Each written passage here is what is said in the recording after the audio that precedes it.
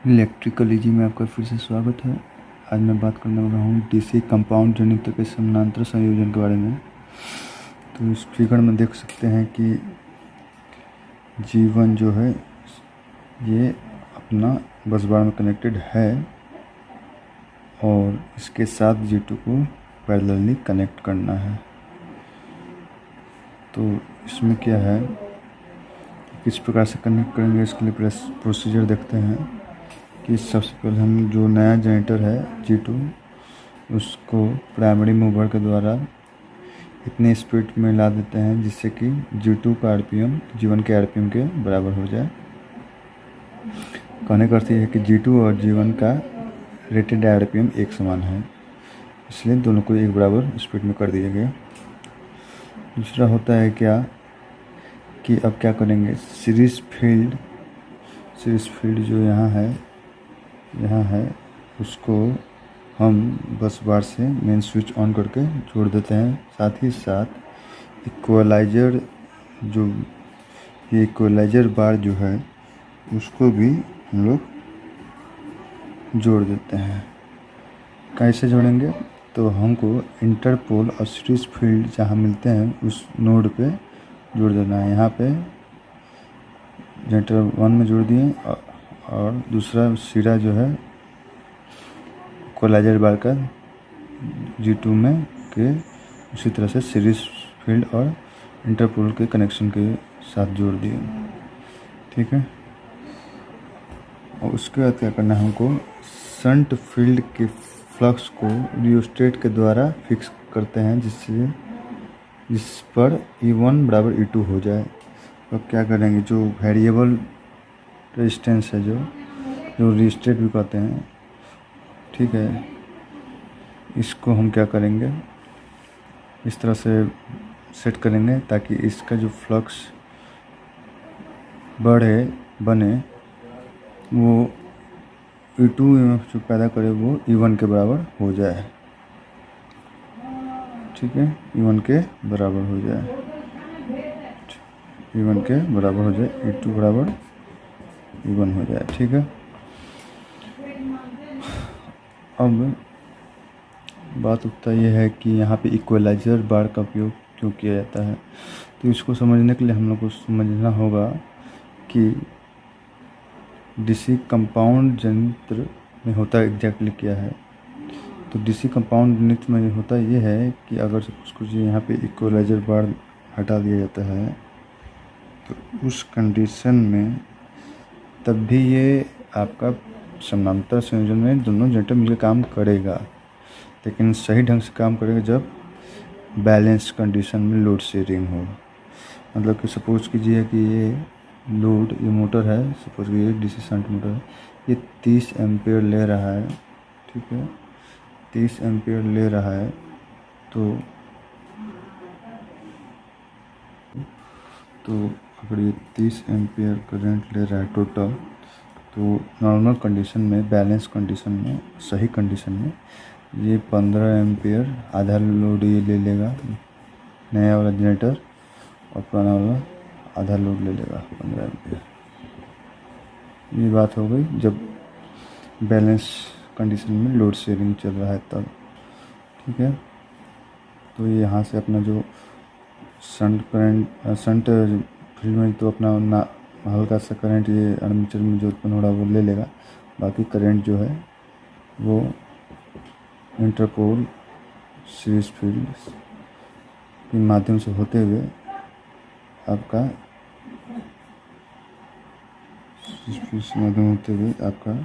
वो चला जाएगा लोड के पास। ठीक है, जैसे होते हुए लोड के पास जाएगा। सेम टू सेम यहाँ पर भी आपका करंट जो है आर्मेचर में जो बन रहा है वो इंटरपोल सीरीज फील्ड से होकर लोड पे चल जाएगा। मानिए कि 15 एम्पीयर करंट ये दे रहा है इधर, और 15 एम्पीयर ये दे रहा है, दोनों मिल गए 30 एम्पीयर हो गया, और 30 एम्पीयर लोड को मिल गया।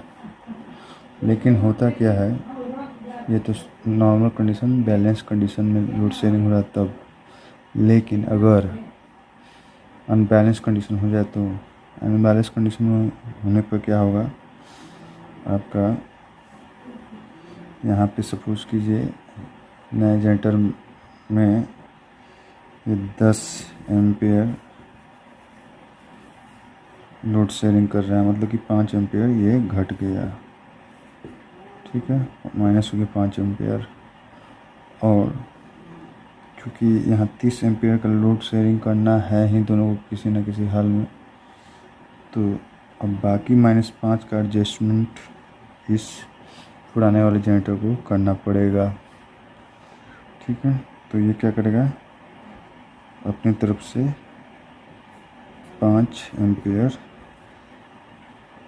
अधिक करंट को प्रवाहित करेगा लोड की तरफ, ताकि जो 30 एम्पियर का लोड करंट है वो बना रहे, उसको मिलता रहे लोड को। तो इससे क्या होता है कि किसी एक जनरेटर में लोड ज़्यादा हो जाता है, एक में कम हो जाता है।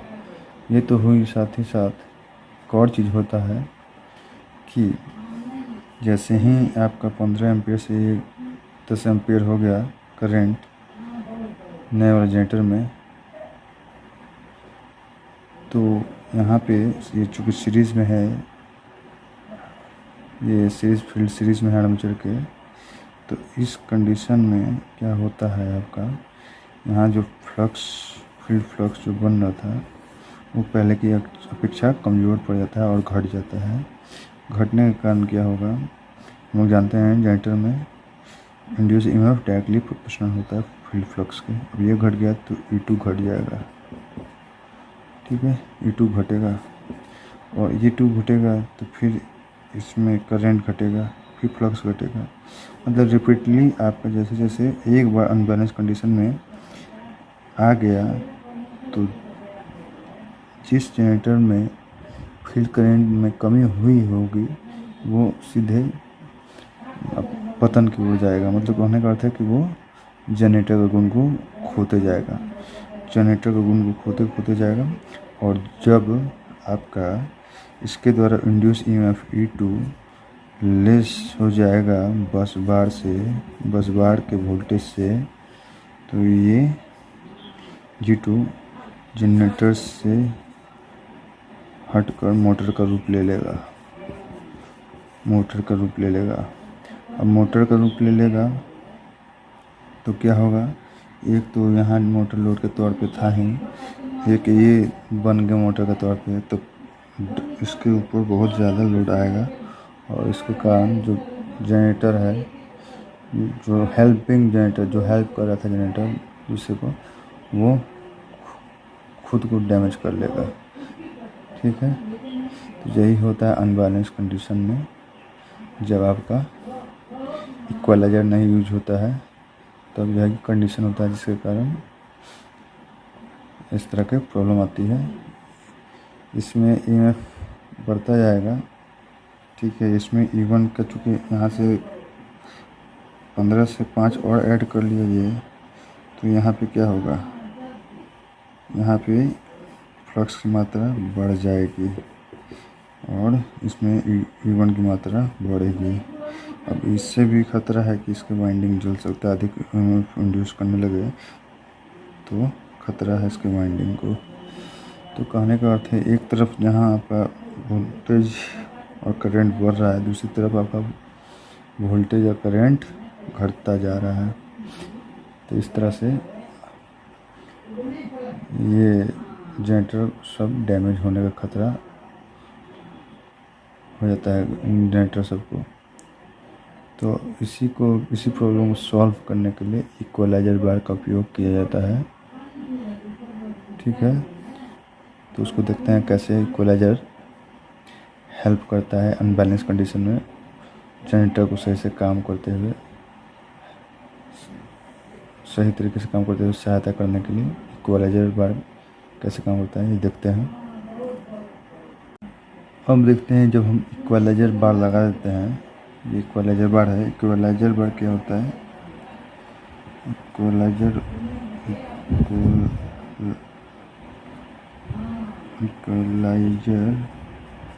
बार लगा दिया, कहाँ लगा गया, इसका कनेक्ट देखिए, इक्वलाइजर बार जो है कॉपर स्ट्रिप होता है, मोटा कॉपर का पट्टी होता है। इस तरह आप बस बार में देखते होंगे उसी तरह का पट्टी होता है। उसके 2 सिरे होते हैं, एक सिरे को एक जनरेटर के उस नोड पर कनेक्ट करते हैं जहाँ पे इंटरपोल और सीरीज फील्ड मिलते होंगे। उसी तरह यहाँ पे दूसरे जनरेटर के इंटरपोल और सीरीज फील्ड जहाँ मिल रहे हैं वहाँ पे कनेक्ट कर दिया गया इस तरह से। अब होता क्या है, सपोज़ कीजिए अनबैलेंस कंडीशन हुआ तो ये सपोज़ कीजिए पहले तो 15 था, यहाँ 15 था, इक्वल था, लेकिन अनबैलेंस्ड हो गया तो यहाँ पे आपका ये सपोज़ कीजिए घट के 10 पे आ गया, 10 एम्पियर में आया। अब 10 एम्पियर होने के कारण इसके मैग्नेटिक जो फील्ड फ्लक्स है वो तो घटेगा, लेकिन घटने नहीं देने का काम ये कॉपर इक्वलाइजर बार करता है। कैसे करता है ये बताता हूँ मैं। ये 10 में आ गया और यहाँ पे जो है आपका ये इसको हेल्प करने के लिए नए जनरेटर को G2 को हेल्प करने के लिए G1 आपका 5 एम्पियर एक्स्ट्रा करंट बनाने लगा। ठीक है, अब क्या है, हमको क्या करना है, इस सीरीज फील्ड के फ्लक्स को ना घटने देना है, इसको घटना नहीं देना है, और इधर के फ्लक्स को बढ़ने नहीं देना है। ये कैसे किया जाए, तो इसके लिए क्या क्या होता है कि अनबैलेंस कंडीशन में ये तो हेल्प का गुण रखेगा, हेल्प करेगा, लेकिन कैसे करेगा जिससे कि ये खुद को ना डुबोले। तो इसके लिए ये कैसे करेगा, देखिए ये यहाँ पे हमको टोटल देना तो है 30 एम्पीयर लोड है, ये 10 हो गया, 5 कम हो गया, और ये क्या किया 5 अधिक बनाया इस एडजस्टमेंट को एडजस्ट करने के लिए, मतलब इस घाटे को एडजस्ट करने के लिए। तो ये 15 जो बनाया करंट, ये क्या करेगा, जो लोड करंट 15 पहले वाला था वो इसी रूट से ले जाएगा। ठीक है, इसी रूट से, जिससे कि इसको जो नॉर्मल फ्लक्स बन रहा था वो बनता रहेगा। जो एक्स्ट्रा जो ये 5 एम्पियर जो बनाया हेल्प के लिए, उसको सीधा ना गुजार कर ये इक्वलाइजर बार के माध्यम से गुजार देता है। गुजार के क्या करेगा, ये दे देगा G2 जनरेटर को, और G2 जनरेटर के सीरीज फील्ड को ये हेल्प करेगा। अब क्या है, करंट इधर नहीं जाता है, ये जाएगा ऊपर सीरीज फील्ड के द्वारा होते हुए बस पर भी यहाँ होके ये 5 एम्पियर, 5 यहाँ टोटल तो आपका देखिए प्लस ये 5 एम्पियर इधर दे दिया, ये 5 एम्पियर ये इधर से इधर दिया, ये 10 दे रहा था, तो यहाँ पे मिलेगा आपको +5 इधर से और इधर से 10, तो टोटल यहाँ पे हो जाएगा 15। तो पहले भी 15 मिल रहा था बैलेंस कंडीशन में, अनबैलेंस कंडीशन में भी इसको 15 ही मिल रहा है। ठीक है, कैसे मिला, इसके हेल्प के द्वारा। तो यहाँ 15 मिला, और 15 मिलने के कारण फिर यहाँ जो है ये मिल गया 15 इधर से और 15 जो है इधर से। तो यहाँ पे 15 इधर से मिल गए, 15 इधर से मिल गए, टोटल मिला के यहाँ पे आपको 30 एम्पियर लोड को लेने के लिए टोटल करंट बन जा रहा है, जो कि आपको लोड में मिल जाएगा। तो इस प्रकार से इक्वलाइजर के माध्यम से ही, सहायता से ही जो है दोनों जो पहले वाला डीसी जनरेटर, कंपाउंड जनरेटर का फील्ड फ्लक्स और जो नया कंपाउंड जनरेटर का फील्ड फ्लक्स, दोनों को हमेशा एक समान फ्लक्स बनाने में सहायता कौन प्रदान कर रहा है, ये इक्वलाइजर बार ही प्रदान कर रहा है। इस प्रकार से इक्वलाइजर बार का उपयोग होता है। आप लोगों को ये वीडियो समझ में आया होगा। आप लोगों का वीडियो देखने के लिए बहुत बहुत धन्यवाद।